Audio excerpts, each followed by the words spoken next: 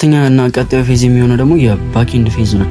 ባክኤንድ ዴቨሎፕመንት ቅድም እንደነገርኳችሁ የተለያዩ ሎጂኮችን ነው የሚሰራው ቢሃይንድ ዘ ሲን። ለምሳሌ ዩዘር ሬጂስተር ማድረግ ሊሆን ይችላል ወደ ዳታቤዝ፣ ዲሌት ለማድረግ ከዳታቤዝ ላይ ያን ዩዘር ኤዲት ለማድረግ እንደዚህ አይነት ነገሮች በአጠቃላይ የሚሰራልን የባክኤንድ ፓርታችን ነው ማለት ነው።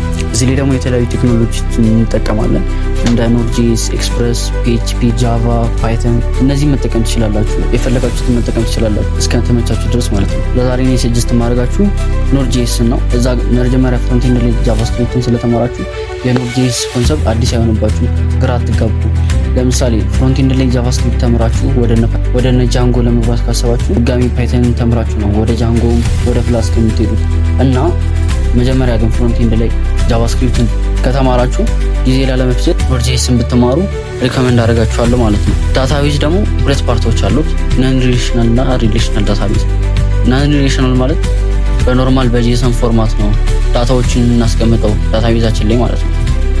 ሪሌሽናል ዳታቤዝ ላይ ከሆነ ግን በቴብል ፎርም ነው ዳታቤዛችን ላይ የምናስቀምጠው የዩዘሮችን ዳታ። ስለዚህ ነን ሪሌሽናል ዳታቤዝ ላይ የመስራት ሀሳብ ካላችሁ ፖፑላር የሆነው ሞንጎዲቢ የሚባል ቴክኖሎጂ አለ፣ እሱ መጠቀም ትችላላችሁ።